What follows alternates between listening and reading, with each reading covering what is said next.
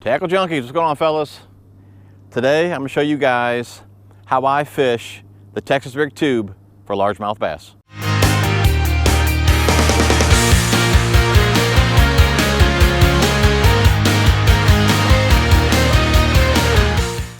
All right, guys, if you've been around the channel for some time, you'll know a tube has always been one of my confidence baits. I mean, if I don't have it tied on, which most of the time I do, I definitely have them in the boat. It's just a bait for me that always gets bit. But I think maybe some of the confusion is, you got a lot of guys are asking how to fish a tube, how to fish a tube. And I think most of you guys know that, I use a tube a lot, but I think the confusion is I use them for largemouth. Majority of the time when you're talking tube fishing, you're thinking smallmouth. So I think you guys think I do something like totally different with these tubes. And to be honest, guys, if you can fish a jig, if you can fish a Texas rig worm, you can fish a tube. Okay, it has a lot to do with the lakes that I fish. You guys know I don't fish a bunch of lakes. I fish mainly 3 different lakes. They all have the same type of cover. I mean, they're very similar as far as how they're laid out. Like I said, shoreline cover, offshore structure and all that, they pretty much have the same setup. Like on this lake here, we have very little, offshore brush piles. Other than that, it's a shoreline cover. Pretty much what you can see. A little bit of grass, brush, lay down stumps, rocks. I believe on this lake, there's like 2 docks. So, I mean, it's all we have to fish. So for me, a tube is basically just something different. I don't believe a lot of guys on this lake throw tubes. Okay, it's one of the first soft plastics that I started throwing. And I think what I like the most about it is, it's a nice compact meal, okay, but it's still beefy. So the bass thinks they're getting a nice, chunky meal. But again, it's not too overpowering like a jig. So where most guys may toss a jig, I'm gonna toss a tube. But like I said, it's basically, for me, it's just a different profile, I may throw a beaver one day, may throw a vile crawl the next, may throw a tube. And I believe, why I get bit, I ain't saying a lot, but fairly often is I change up a lot. I'm always trying to throw something different just because the lakes, like I said, pretty much what you see is what you toss at. So majority of the guys coming on these lakes are fishing the same stuff. That's why the bite is so tough on the lakes that I fish. They're not very big. The one I'm on today is like 550 acres. The one I'll be on tomorrow is like 800 acres. Another one I fish like 1,200 acres. I mean, the lakes are just not that big. So I just change up a lot. I just feel the profile of a tube just gets bit over others, more than not. So, that's why I like them so much. And you can make a tube look like whatever you want just by changing how you work it and color. Early spring, I'm trying to imitate crawfish, trying to imitate bluegill. If you use like a green pumpkin orange, that's a great crawfish type color.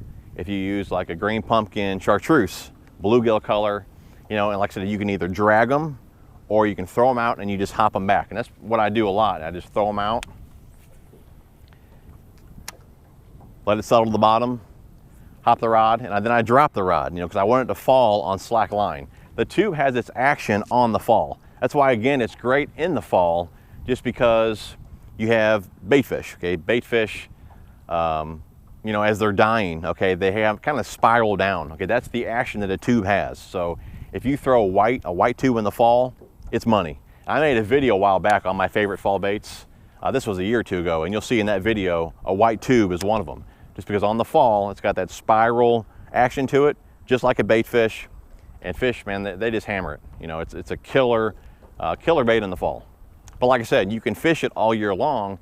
Just change your retrieve and change color, and you can imitate so many different things. Like I said, crawfish, bluegill, and I like black and blue as well, just because of the watercolor that I fish. I like darker colors, but mainly it's green pumpkin orange, green pumpkin chartreuse, black and blue, white. I mean, those are my go-to colors. But basically all I'm doing, guys, just hopping it along, let it fall on slack line, let it spiral down, or I'll even do it like a quick hop, kind of like I do with a jig. You just toss it out there, just kind of pick up your slack as you pop it, And all that's doing is just kind of hopping along. Just kind of like a crawfish would do, or even maybe a bluegill or some type of bait fish feeding off the bottom. And that's all you're trying to do is just imitate, you know, crawfish, bait fish, whatever. You know, and again, I don't know what the bass really think it looks like. To me, like I said, it's a confidence thing. You know, I just feel that I can get bit more with this soft plastic, you know, versus others sometimes. But then there's times I don't get bit at all on this bait. Funny, years back, when this lake had a lot of grass in it, I was fishing the point up here, and I think that point right there. It's funny, that day I caught 3 catfish, 2 6-pounders, 1 like little 3-pounder, okay? Not 1 bass that day, but 3 catfish hit this tube. I mean, it's just a fish catcher. You know, like I said, bass, catfish, I've caught bluegill on it, even crappie.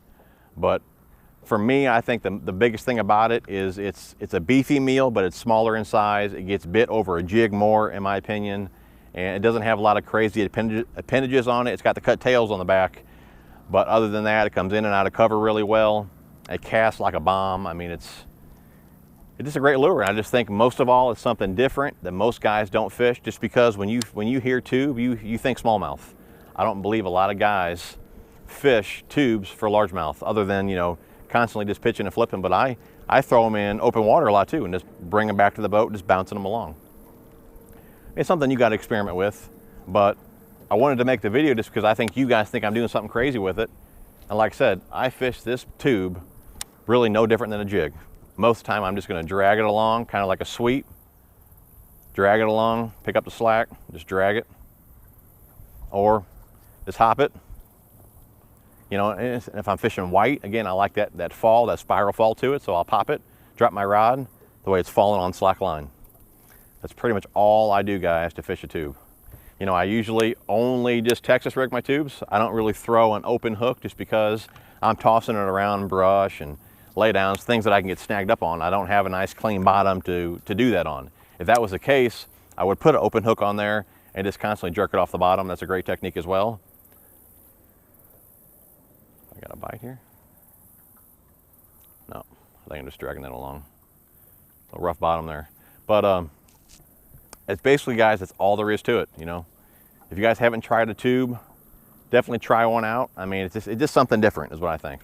I'm going to sit down real fast to show you guys the gear that I like to use, and then how to rig one as well. All right, guys, gear. I like a 7-foot to a 7'3" medium heavy to a heavy power rod, either moderate fast to a faster action rod, okay? This one here is a TCS Jig Worm Rod, 7-foot heavy, moderate fast action, works great for jigs, worms, many different things. I'll go ahead and link a video down below as well to show you guys everything I use this rod for. But I also like the EVX series, 7'2", medium heavy, faster action rod. Again, great for soft plastics, jigs, things like that. I'll link a video down below as well for that rod and everything you can throw on that as well. But like I said, 7-foot heavy, moderate fast action, 6'6" Helios TCS reel.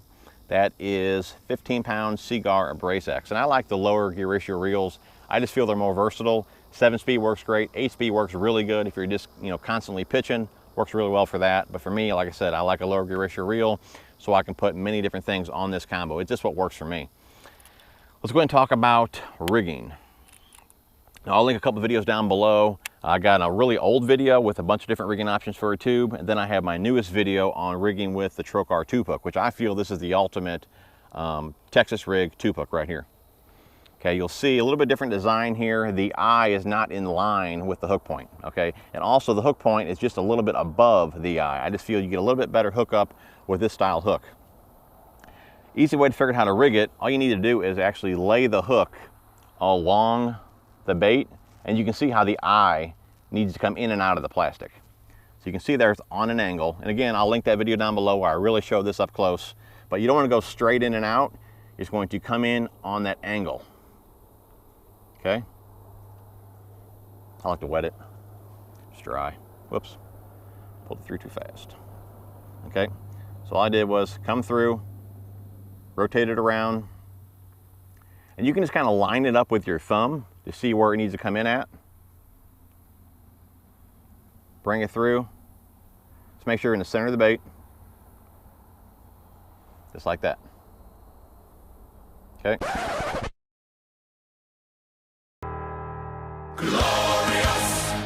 around brush and grass where you may get snagged up, just pull it back and bury that tip.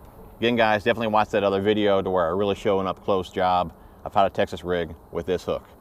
So guys, that's how I rig the tubes with the Trokar tube hook. All right, guys, as far as conditions go, I mean, to me, it's like any other soft plastic. I mean, when I'm throwing soft plastics, when you got, you know, sunny days, we have, you know, some cloud cover today, but mainly a sunny day, you know fish are gonna be tighter to cover. Okay, that sun brings them close to cover. I know I'm gonna pitch this around nice and tight to the laydowns, the brush and whatnot. If we got a cloudy day, to me the fish are more active, they're roaming more. So that's when I like a bluegill pattern. I like the shad color, like a white, and that's when I really hop that along in more open water. But for the most part, probably like a black and blue like I have on today, or even like the green pumpkin orange to imitate a crawfish. That's what I throw the most. And again, just hopping them along, you know, somewhat fast. And again, it's just hopping along the bottom. So just a nice beefy meal for a bass. And like I said, it's not too overpowering. You'll get bit on a tube. If you haven't tried one, guys, definitely give it a shot. So guys, that's how I fish a Texas rig tube. Hopefully you guys enjoyed the video. Hopefully you learned something. Thanks for watching, guys. Smash that thumbs up button. Thanks for watching, guys, and we will talk to you soon.